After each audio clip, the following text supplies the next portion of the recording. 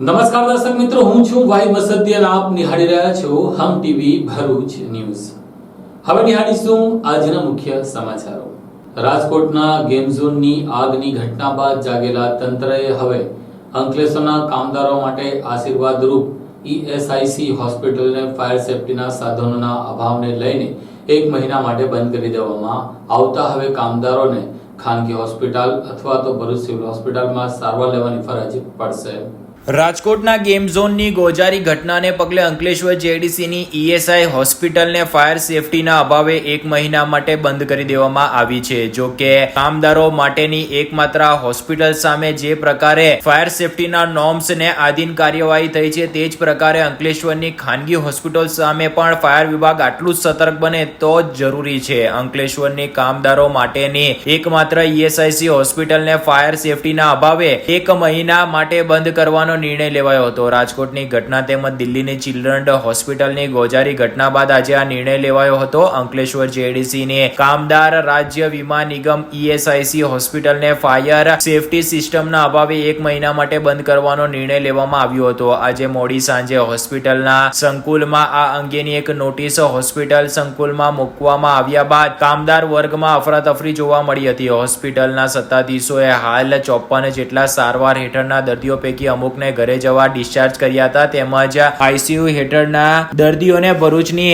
Civil હોસ્પિટલમાં ખસેડાયા હતા। હોસ્પિટલના મેડિકલ સુપ્રિન્ટેન્ડન્ટે જણાવ્યું હતું કે આજ રોજથી હોસ્પિટલને 1 મહિના સુધી બંધ કરવામાં આવી છે અને યોગ્ય ફાયર સેફટી સિસ્ટમ કાર્યવંત કરાયા બાદ હોસ્પિટલના તમામ આરોગ્ય સેવાઓ પૂર્વવત કરાશે। ઉલ્લેખનીય છે કે રાજકોટના ગેમ ઝોનના અગ્નિકાંડની ઘટના ઉપરાંત દિલ્હીમાં ચિલ્ડ્રન હોસ્પિટલમાં આગની ઘટના બાદ સમગ્ર ગુજરાતમાં તંત્ર દ્વારા ફાયર સેફટીનું ચેકિંગ હાથ ધરાયું છે, જેના ભાગરૂપે એશિયાની સૌથી વિશાળ એવી અંકલેશ્વર ઔદ્યોગિક વસાહતના કામદારો માટેની સૌથી મોટી અને મહત્વપૂર્ણ આરોગ્ય ધામને 1 મહિના માટે સંપૂર્ણપણે બંધ કરવાનો નિર્ણય લેવામાં આવતા કામદાર જગતમાં ચિંતાના વાદળો ઘેરાયા છે। તો ભૂતકાળમાં હોસ્પિટલ કેવી રીતે કાર્યરત હતી, ફાયર નોર્મ્સ જે વિભાગને ચેક કરવાના હોય છે તેણે કેવી ચકાસણી કરી હતી, શું ફક્ત કચેરીઓમાં બેસીને જ તમામ નોર્મ્સના પાલન અંગેના રિપોર્ટ સબમિટ કરવામાં આવી રહ્યા હતા કે કેમ જેવા અનેક મહત્વના પ્રશ્નો પણ ઉઠી રહ્યા છે। અને જો આ અંગેના રિપોર્ટ સબમિટ ન થતા હતા તો જેના હેઠળ આ જવાબદારી હતી તેની કામગીરી સામે સવાલો ઉઠવા પણ વ્યાજબી છે।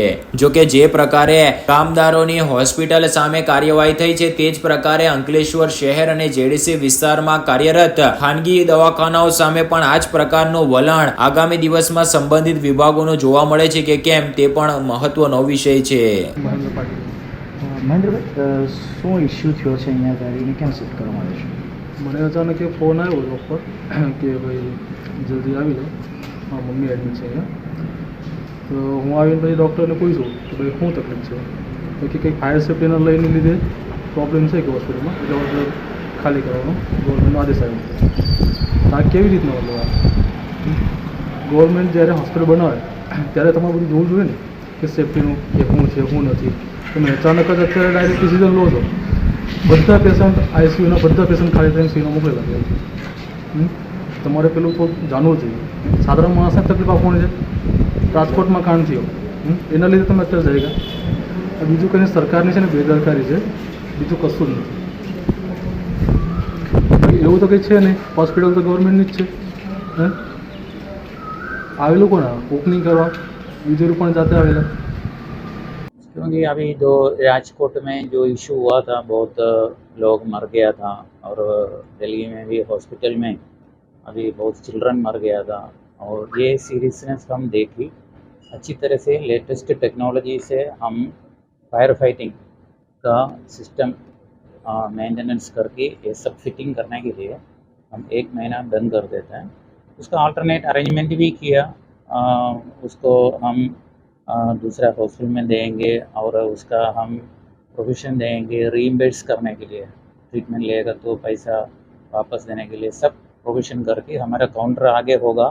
ये काउंटर से सब कार्यवाह सब वर्कर्स को मिल जाएगा, कोई पैनिक होने का ज़रूरत नहीं है। कोई ऐसे एम्प्लॉइज़ ये उनका ही सेफ्टी के लिए हम ये कर रहे हैं। सर, आज कितने पेशेंट शिफ्ट किए गए इधर आज हमारे पास आज अराउंड 40-45 पेशेंट था इंदौर, उसमें से ऑलमोस्ट सब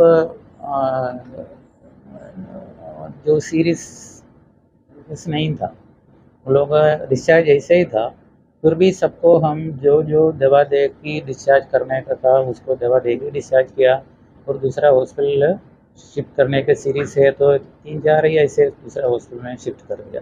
फिर आईसीयू में भी 3-4 था, वो भी शिफ्ट कर दिया, क्योंकि पेशेंट्स लाइफ इज़ इम्पोर्टेंट। और बाकी अभी देखो ये ऐसे सिचुएशन में सेफ्टी, पेशेंट का life and safety is very very important. इसलिए कुछ लोगों को कुछ सहन करना पड़ेगा, पर वो फ्यूचर के लिए अच्छा के लिए सोच की सहन करना। और ये हमारा ये स्टेटमेंट जो सुनता है वो भी दूसरों को ये एडवर्टाइजमेंट देना और हमारे साथ कोऑपरेट करना, ये हमारा सब ये अंकलेश्वर का सब लोग इसमें कोऑपरेट भी करना। ये आपको मालूम है राजकोट में कितना बच्चा लोग, इनोसेंट लोग का लाइफ चला गया, वो फैमिली में कितना खराब हुआ था, ये किधर भी नहीं होना चाहिए। इसलिए हम हमारा अंदर से डिसीजन करके ये हम कर रहे हैं। રાજકોટમાં જે ગુજારો બનાવ બન્યો એ ખરેખર દુઃખદ બાબત છે. મૃતકોના આત્માને પ્રભુ શાંતિ આપે અને એમના પરિવારોને આ કારમાં આઘાત સહન કરવાની શક્તિ આપે એવી પ્રભુને પ્રાર્થના કરું છું. એ અગ્નિકાંડના જે પડઘાઓ છે તે સમગ્ર ગુજરાતમાંની પણ સમગ્ર દેશમાં પડેલા છે અને પરિણામે જે ચેકિંગ કરતા ઈએસઆઈ જે હોસ્પિટલ જે લાખો કામદારો અહીંયા એની સારવાર લઈ રહ્યા છે, તો એ હોસ્પિટલમાં પણ ચેકિંગ કરતા સેફટીના સાધનો એમને જોવા મળ્યા નહીં, માટે વહીવટી તંત્રે આ બંધ કરવાને માટે એમણે નોટિસ આપી દીધી. હવે મારે એ જ કહેવું છે કે આ ઈએસઆઈ જે હોસ્પિટલ છે એ કામદારો અને કંપનીના જે ફાળો હોય છે, લાખો ને કરોડો રૂપિયા એ ફાળો છે અને એ ફાળો સેન્ટ્રલ ગવર્મેન્ટમાં કોર્પોરેશનમાં જમા થાય છે. એમાં કોઈ સેન્ટ્રલ ગવર્મેન્ટનો પણ 1 રૂપિયો નથી કે સ્ટેટ ગવર્મેન્ટનો પણ 1 રૂપિયો નથી. તો આટલા બધા જે રૂપિયા જે પડેલા છે એનો સદુપયોગ થવો જોઈએ. સેફટીને માટે તો પૂરેપૂરું ધ્યાન રાખવું જોઈએ, કારણ કે સેફટી એ જો નહીં હશે તો કોઈ સલામતી જ નથી. આજે તમે જે રાજકોટનો બનાવ બન્યો, વડોદરામાં બનાવ બન્યો, સુરતમાં જે બનાવો બન્યા અને લાખો અને હજારો કેટલાઓ ભૂલકાઓ પોતાના બિચારાઓએ પોતાનો જીવ ગુમાવ્યો, અકાળે અવસાન પામ્યા એ લોકો. એટલે આવી બાબતમાં સેફટીની બાબતમાં પૂરેપૂરું ધ્યાન રાખવું જોઈએ. ઈએસઆઈ હોસ્પિટલની અંદર હમણાં ઓપીડી તો ચાલુ છે અને જે સિરિયસ જે કેસો આવે એને ટાઈપ કરેલી હોસ્પિટલની અંદર એ લોકો સારવાર કરાવે એવી મારી આ વહીવટીતંત્રને અપીલ છે. અને બીજી અપીલ મારે એ કરવી છે કે સેફટીના જે અધિકારીઓ જે આ જોવા માટેની જવાબદારી છે જેમની, એ કાર્યવાહી તાત્કાલિક પૂર્ણ કરીને 1 મહિના પહેલાં પણ જલ્દી ચાલુ થાય આ હોસ્પિટલ, એ માટેને પૂરેપૂરો પ્રયત્ન કરે એવી મારી અપીલ છે. આ ખરેખર રાજકોટની જે ઘટના બની છે ખૂબ જ દુઃખી છે. ગુજરાતમાં ઘણી જગ્યાએ આવી નાની મોટી દુર્ઘટનાઓ થતી હોય છે, એ પણ ખોટું છે. આ તો કેન્દ્ર સરકાર અને રાજ્ય સરકારના સહયોગથી આ હોસ્પિટલ ચાલતી હોય છે. એમાં અમારા કામદારોના અને કંપનીઓનું જે ફંડ હોય છે એ ફંડથી આ હોસ્પિટલ જે તે વખતે ઊભી કરવામાં આવેલી છે. ખૂબ જ સારું ઇન્ફ્રાસ્ટ્રક્ચર છે, પણ છતાંય આ તંત્રની બેદરકારી જ કહી શકાય કે આવા ફાયર સેફ્ટીની અહીંયા કોઈ નોર્મ્સનું પાલન થયું નથી. અને હવે અત્યારે જ્યારે જિલ્લા વહીવટીતંત્ર અત્યારે જાગ્યું છે ત્યારે આને 1 મહિનાનું જે બંધ કરવાનો આદેશ કરેલો છે એ બાબતે અમે મૌખિક અત્યારે વાત કરેલી છે અને એસોસિએશન લેવલે હું આજે જ લેટર લખવાનો છે જિલ્લા કલેક્ટરશ્રીને કે અમારા કામદારો હેરાન ના થાય એ માટે ઓપીડી ચાલુ રાખો અને ઓપીડી પછી જે એનું નિદાન કરવાનું અગાઉનું જે નિદાન કરવાનું હોય એ નિદાન જે ટાઈપ કરેલી હોસ્પિટલ હોય તે એમને રિફર કરવામાં આવે અને યોગ્ય સારવાર મળે એવી હું અપેક્ષા રાખું છું. અને આ જે ફાયર સેફ્ટીના સાધનો જે બી હોય, સ્પ્રિંકલર હોય કે પાઇપલાઇનથી જે બી વ્યવસ્થા કરવાની હોય, ફાયર એનઓસી લેવાની હોય, એ કોરોના પછી લેવામાં આવી નથી એવું મને ડૉક્ટર દ્વારા જાણવા મળ્યું છે. મેં ડૉક્ટરને પણ વાત કરી છે કે આનું તાત્કાલિક જે પણ કરવાનું હોય એ નિરાકરણ લાવો અને જલ્દીથી આ હોસ્પિટલ ઇન્ડોર અને આઉટડોર બંને બી પુનઃ કાર્યરત થાય એવી અમારી વિનંતી છે. અંકલેશ્વર શહેરની ટ્રાફિક જામની સમસ્યા વધુ વિકરાળ બનતા વાહન ચાલકોને દંડ ફટકારવાનું શરૂ કરતા વાહન ચાલકોએ પણ ચાલાકીપૂર્વક ફૂટપાથ પર પોતાના વાહનો પાર્ક કર્યા છે, પરંતુ હવે ફૂટપાથ પર ચાલવાની વ્યવસ્થા ના રહેતા હવે પાલિકા અને પોલીસ તંત્ર આ સમસ્યાનો હલ કરવા માટે અને ટ્રાફિક સમસ્યા હલ થાય તે માટે આગળ આવશે ખરું? અંકલેશ્વર શહેરમાં ટ્રાફિક જામની સમસ્યા ઘર કરી ગઈ છે, કેમ કે પાલિકા તંત્ર કે પોલીસ તંત્ર નિષ્ઠાપૂર્વક આ સમસ્યાના નિરાકરણ માટે જરૂરી પગલાં અત્યાર સુધી ભર્યા નથી. પોલીસે ટાયર લોક મારીને કેવળ દંડ વસૂલ કરવામાં પૂરી છે, ત્યારે જ્યાં સુધી રોડ ઉપર સાઈડના દબાણો ન હટાવે ત્યાં સુધી ટ્રાફિકની સમસ્યા દૂર નહીં થશે. સ્ટેશનથી માંડીને ભરૂચ નાકા સુધીના મુખ્ય રસ્તાની આજુબાજુ રોડ ઉપર સાઈડ પર ફૂટપાથ ઉપર અડીને લારી ગલ્લાના વ્યાપક દબાણો જોવા મળે છે. પાલિકા તંત્ર દ્વારા અવારનવાર દબાણ હટાવ ઝુંબેશ હાથ ધરે છે, પરંતુ હંગામી કામગીરી બની રહી છે. ઝુંબેશમાં 2-3 દિવસ ફરી દબાણો ઉભા થઈ જતા હોય છે. અંકલેશ્વર નગરપાલિકાના હદ વિસ્તારમાં અનહદ દબાણો હોવા છતાં દબાણકારોને પંપાડવામાં આવી રહ્યા છે. પાલિકા સત્તાધીશો અને પોલીસ તંત્ર યોગ્ય સંકલન રાખી જો કાર્યવાહી કરે તો નગરની ટ્રાફિકની સમસ્યા હળવી થઈ શકે છે, પરંતુ તંત્ર અને પોલીસ વચ્ચે તાલમેલનો સંપૂર્ણ અભાવ જોવા મળી રહ્યો છે. પરિણામે નગરની ટ્રાફિકની જામ પરિસ્થિતિ ઠેરની ઠેર જોવા મળી છે. રોડની બંને તરફ ફૂટપાથ હોવા છતાં રાહદારીઓના અવરજવર માટેનો ફૂટપાથ અવરોધ થતા દબાણ હટાવ ઝુંબેશ જરૂરી બની છે.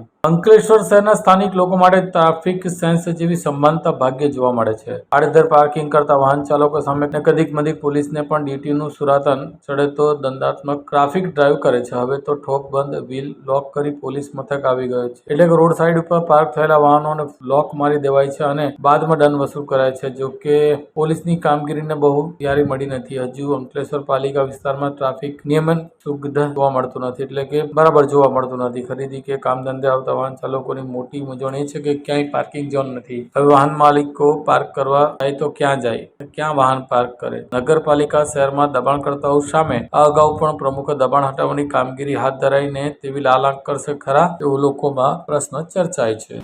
અંકલેશ્વર ઉદ્યોગ મંડળની 29મી જૂને 10 સભ્યોની ચૂંટણીમાં આ વખતે કંઈક નવા જૂની થવાના એંધાણ વર્તાઈ રહ્યા છે. અંકલેશ્વર ઉદ્યોગ મંડળના મેનેજિંગ કમિટીના સભ્યો માટેની ચૂંટણીના પડઘમ વાગી ચૂક્યા છે. આગામી 29મી જૂને ચૂંટણી યોજાશે, માટે જાહેરનામું 30મી મેના રોજ બહાર પડ્યું હતું. આ ચૂંટણીમાં જનરલ કેટેગરીમાં 8 રિઝર્વ કેટેગરી અને 1 કોર્પોરેટ કેટેગરી મળી અને 1 સભ્ય માટે ચૂંટણી જંગ ખેલાશે. આ ઉપરાંત અંકલેશ્વર ઉદ્યોગિક મંડળની ચૂંટણી રસાકસી ભર્યા જોવા મળશે એવું હાલ તુરંત લાગી રહ્યું છે. ચૂંટણીમાં સત્તારૂઢ સહયોગ પેનલ સામે 5 સભ્યવાળી વિકાસ પેનલ ચૂંટણી જંગમાં ઝંપલાવ્યું હતું. જો કે ભારે કટોકટી બાદ સામે પક્ષે 2 સભ્યોની સરસાઈથી વિજય થયો હતો, જેમણે સત્તારૂઢ પેનલને બેકફૂટ ઉપર મૂકી દીધી. પરંતુ આગામી ચૂંટણીમાં સત્તારૂઢ પેનલ સામે 8 જનરલ કેટેગરીની બેઠકો ઉપર વિકાસ પેનલ ઉમેદવારો ઉભા રાખશે તેવી વકી છે. આગામી ચૂંટણી રોચક બને તેવા એંધાણ વર્તાઈ રહ્યા છે. ઉલ્લેખનીય છે કે અંકલેશ્વર વસાહતના 1250થી વધુ સભ્યો ધરાવતા અંકલેશ્વર ઉદ્યોગ મંડળના પ્રતિ વર્ષ 10 સભ્યોની મુદત પૂર્ણ થાય છે અને 30 મેનેજિંગ કમિટીના સભ્યો ધરાવતા ઉદ્યોગ મંડળની આગામી 29મી જૂનના રોજ ચૂંટણી યોજાનાર છે.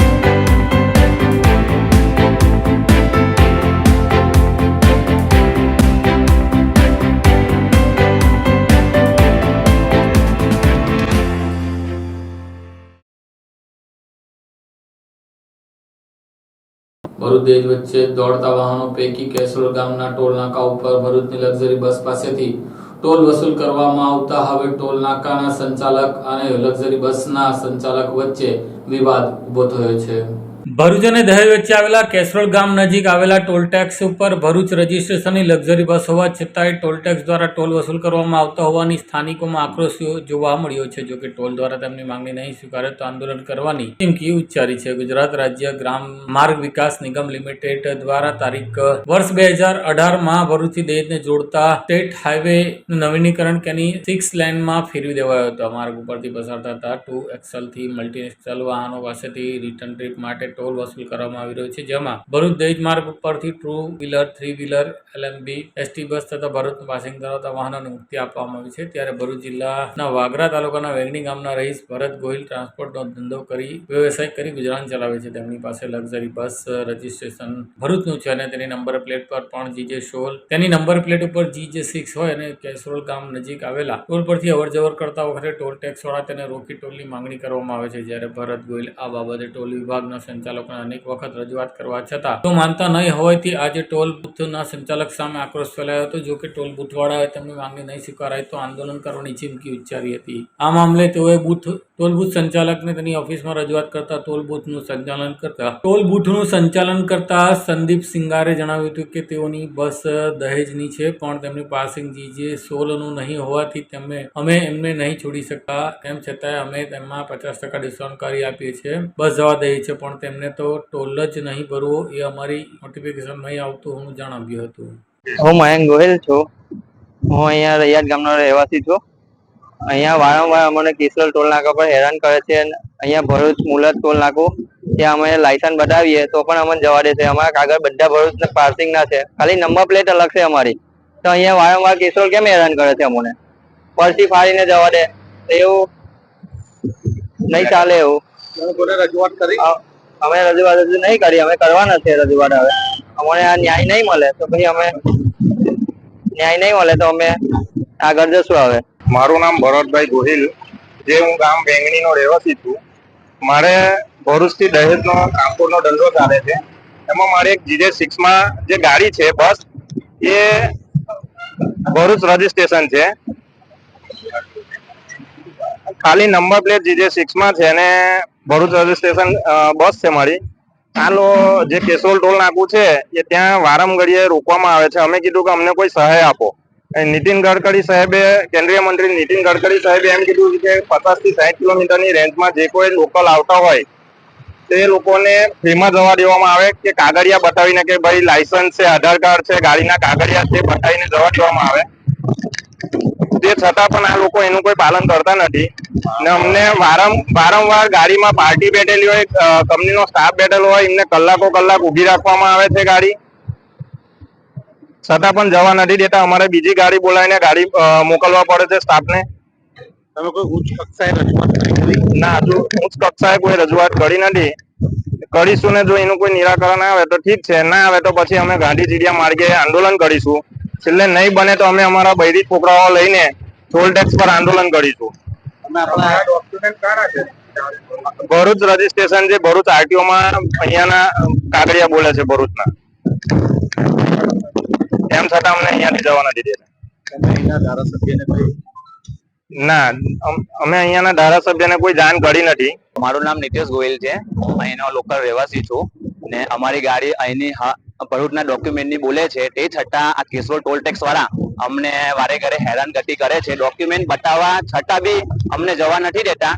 તો અમે હવે આનું નિરાકરણ નહીં આવે તો અમે અહીંયા આગળ હડતાલ પર ઉતરીશું અને હડતાલથી બી જો આનું સોલ્યુશન નહીં આવે તો અમારા માન્ય ધારાસભ્ય છે તેમને બી જાણ કરીશું ને તેનું બી નિરાકરણ નહીં આવે તો અમારા સમાજના વ્યક્તિ, અમારા ગામના વ્યક્તિ અને અમારા જેટલો બી જૂથ હશે એનો અહીંયા લાવી અને અમે એક આંદોલન કરીશું. અને આની કઈ भी प्रॉब्लम થશે કે હાનિ થશે તો આની ટોટલી જવાબદારી केसरोल टोल टैक्स ना अधिकारी से तेनी रहશે. संदीप सिंगारे, मैं महाराष्ट्र से हूँ. यहाँ पे मैं मैनेजर की पोस्ट पे काम कर रहा हूँ. ये जो इशू आज बाहर चल रहा है, ये टोल चालू होने के साथ चालू हुआ. इनकी जो गाड़ी है GJ16 नंबर प्लेट नहीं, इनका दहेज का गाड़ी है लेकिन ये GJ16 नहीं. और हमारे पास जो नोटिफिकेशन है GJ16 की गाड़ी हम फ्री छोड़ रहे. अगर इनकी गाड़ी GJ16 नंबर प्लेट की रहती तो हम इन्हें फ्री छोड़ते. इनकी गाड़ी GJ16 नहीं है इसलिए हम इनको नहीं छोड़ सकते. फिर भी हमने इन्हें 50% डिस्काउंट देके बात की थी लेकिन वो लोग नहीं मान रहे और इस वजह से वो गाड़ी उठा के. Safety in charge Mehulbhai Ramdev. 8:30 जय माताजी वाળાની બસ ટ્રાવેલ્સ રોકી છે. છેલ્લા 7 મહિનાથી એમને એક પણ ટિકિટ કપાવી નથી. જ્યારે પણ આવે ત્યારે ટ્રાફિક જામ કરી અને ભગાડીને લઈ જાય છે. અને અત્યારે પણ 8:30 રોકી છે, કોઈ પણ ટિકિટ કપાવતા નથી. બીજી બસ વાળાના ફોટો પાડીને દેખાડે છે. બધાની પાસ સિસ્ટમ છે. 50% ડિસ્કાઉન્ટ આપી છે એ એમને લેવું નથી. 50% ડિસ્કાઉન્ટમાં પણ એમને તકલીફ પડે છે. બધી બસોને અમે ડિસ્કાઉન્ટ આપીને ઓલું કરી છે, નથી મંથલી પાસ લેવો, નથી એક ટિકિટ કપાવી. છેલ્લા 7 મહિનાથી એક પણ ટિકિટ કપાવી નથી અને કાયમ જ્યારે રોકી ત્યારે આવી રીતના મગજમારી કરેલી. ભરૂચની મિપકો ચોકડી નજીકથી અને ઓસારા રોડ ઉપરથી ચોરી થયેલી બાઇક નો ભેદ ઉકેલી નાખ્યો છે. જાડેશ્વરની દુબઈ ટેકરી ખાતેથી 2 વાહન ચોરોને પોલીસે ઝડપી લીધા હતા. ભરૂચના ડુબઈ ટેકરી વિસ્તારમાં 2 ઈસમો ચોરીની મોટરસાયકલ લઈને ફરતા હોવાની માહિતીના આધારે 2 ઈસમોને એલસીબી પોલીસે દબોચી લીધા હતા. પોલીસે તેમની પાસેથી 2 મોટરસાયકલ અને 2 મોબાઈલ મળીને કુલ 36,000 નો મુદ્દામાલ કબજે કરીને કાયદેસરની કાર્યવાહી હાથ ધરી છે. ભરૂચ એલસીબીના પીઆઈ એમપી વાળાના માર્ગદર્શન હેઠળ એલસીબીની ટીમ જિલ્લામાં મિલકત સંબંધી તથા વાહન ચોરીના ગુનાઓ શોધી કાઢવા લોકલ બ્રાન્ચ અલગ અલગ ટીમો બનાવી કામગીરી કરી રહી હતી. આ સમય દરમિયાન પીએસઆઈ ડીએ તુવર તેમની ટીમ સાથે ભરૂચ શહેરમાં ખાનગી વાહનમાં પેટ્રોલિંગમાં હતા. દરમિયાન માહિતી મળી હતી કે ભરૂચ શહેરમાં દુબઈ ટેકરી વિસ્તારના 2 ઈસમો ચોરીના મોટરસાયકલ લઈને વેચાણના ઈરાદે ફરી રહ્યા છે. આ માહિતીના આધારે ટીમે તાત્કાલિક માહિતીવાળા સ્થળ પર પહોંચી માહિતી વર્ણનવાળા ઈસમો 2 નંબર પ્લેટ વગરની સ્પ્લેન્ડર મોટરસાયકલ લઈને આવતા તેમને રોકી બંને ગાડીઓના આધાર પુરાવા માંગતા તેઓ બંને સંતોષકારક જવાબ ન આપતા આ બંનેની કડક પૂછતાછ કરતા તેઓ 27મી મેના રોજ રાત્રિના સ્પ્લેન્ડર મિપકો ચોકડી પરથી અને ગ્રે કલરની એક્ટિવા ઓશારા રોડ ઉપરથી ચોરી કરી હોવાની કબૂલાત કરી હતી. આ ગુનામાં પોલીસે અમન રાજુભાઈ વસાવા અને જય ઈશ્વરભાઈ વસાવાને ઝડપી પાડી તેમની પાસેથી 2 મોટરસાયકલ કિંમત ₹20,000 અને 2 મોબાઈલ મળી કુલ ₹36,000 નો મુદ્દામાલ કબજે કરી કાયદેસરની કાર્યવાહી હાથ ધરી છે. ભરૂચ લોકસભા બેઠક ઉપર થયેલા મતદાન બાદ હવે 4 જૂનના રોજ ભરૂચની કેજી પોલિટેકનિક કોલેજ ખાતે મતોની ગણતરી કરવામાં આવશે. તેના માટેની તડામાર તૈયારીઓ વહીવટીતંત્રએ શરૂ કરી છે.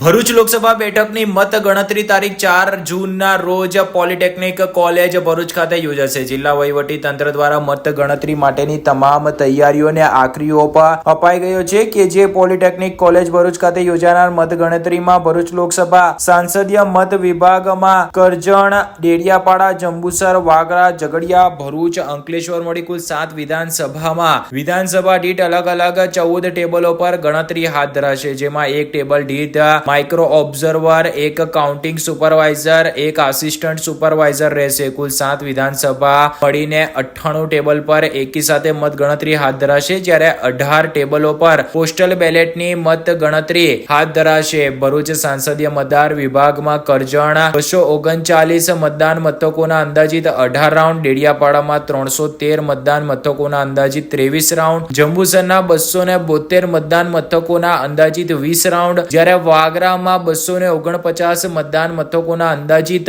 18 રાઉન્ડ, જ્યારે ઝઘડિયામાં 313 મતદાન મથકોના અંદાજિત 23 રાઉન્ડ, ભરૂચમાં 260 મતદાન મથકોના અંદાજિત 18 રાઉન્ડ, જ્યારે અંકલેશ્વરના 247 મતદાન મથકોના અંદાજિત 18 રાઉન્ડ મળીને કુલ 1893 મતદાન મથકોના એક સાથે 23 રાઉન્ડમાં મતગણતરી થશે. તારીખ 4 જૂનના રોજ સવારે 8 કલાકે પોસ્ટલ બેલેટ અને ઈવીએમ ની મતગણતરી કરવામાં આવશે. લોકસભામાં આવતી 7 વિધાનસભામાં એક સાથે મતગણતરી હાથ ધરાશે. 7 વિધાનસભા બેઠક મળી કુલ 471 જેટલા સ્ટાફ મતગણતરીમાં જોતરાશે. મતગણતરીના સીસીટીવી અને HDIP કેમેરાની નજર હેઠળ હાથ ધરાશે. ભારતના ચૂંટણી પંચની સૂચના મુજબ દરેક વિધાનસભા દીઠ 5 મતદાન મથકની વીવીપેટ સ્લીપની ગણતરી હાથ ધરાશે. વીવીપેટ સ્લીપની મતગણતરી થશે. વીવીપેટ સ્લીપની ગણતરી એક પૂરું થયા બાદ જ બીજા મતદાન મથકની ગણતરી હાથ ધરાશે, જે ઈવીએમ ની મતગણતરી પૂરી થયા બાદ જ હાથ ધરાશે. ભરૂચ સંસદીય વિભાગમાં થયેલ મતદાનમાં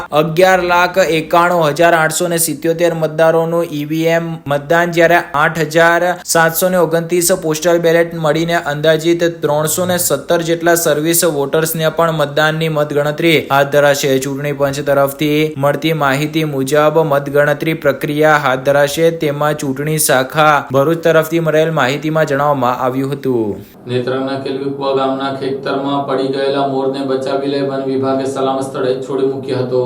નેત્રંગ તાલુકાના કેલવીકુવાના ભૂપેન્દ્રભાઈ ભગતની ચંદ્રવાણ ગામની સીમમાં આવેલા ખેતરમાં 100 ફૂટ ઊંડો કૂવો આવેલો છે. 2-3 દિવસ પહેલા કૂવા પાસે મોર પાણીની શોધમાં જતા અગમ્ય કારણસર કૂવામાં પડી ગયો હતો. ત્યારે કેલવીકુવા ગામના જ મિતેશ પ્રજાપતિ કૂવાનું પાણી જોવા જતા મોર પડ્યો હોવાનું માલુમ પડ્યું. ત્યારે નેત્રંગ વિભાગના વનકર્મી રવિરાજસિંહ ગોહિલ, અશ્વિન બારિયા અને અનિલભાઈ દંતાણીને શૈલેષભાઈનો સંપર્ક કરતા તાત્કાલિક ઘટના સ્થળે દોડી આવી મોરને બચાવી રેસ્ક્યુ ઓપરેશનની કામગીરી કરી ઝાડને કૂવામાં બાંધી મોર મોરને બચાવી લેવામાં આવ્યો હતો. મોરને શરીરના ભાગે કોઈ પણ પ્રકારની ઈજા થઈ ન હોવાનું પણ જાણવા મળ્યું છે અને તેને સલામત સ્થળે ખેતરોમાં છોડી મૂકવામાં આવ્યો છે. ભરૂચ એસઓજી પોલીસે ચોરીના મુખ્ય આરોપીને અયોધ્યાનગર ખાતેથી ઝડપી લઈને ગરફોડ ચોરીનો ભેદ ઉકેલી નાખ્યો છે.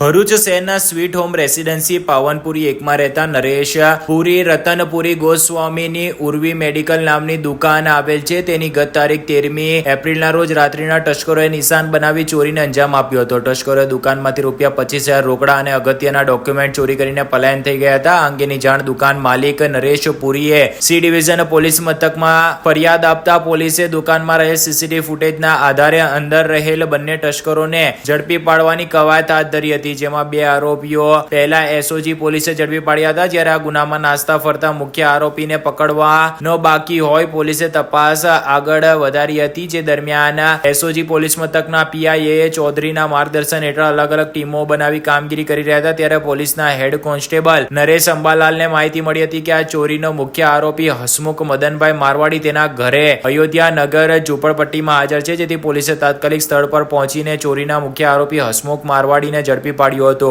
તેને વધુ તપાસ અર્થે સી ડિવિઝન પોલીસ મથકે સોંપવામાં આવતા પોલીસ આગળની કાર્યવાહી હાથ ધરી છે. અંકલેશ્વર ઉદ્યોગ મંડળની ઓફિસ બહાર મસ્ત મોટું ઝાડ તૂટી પડતા ટ્રાફિક જામ થયો હતો. આ મામલે તંત્ર ઊંઘતું ઝડપાયું હતું. જાગૃત નાગરિકે ડીપીએમસીને ફોન કરતા ઝાડ હટાવવાની કામગીરી શરૂ કરવામાં આવી હતી.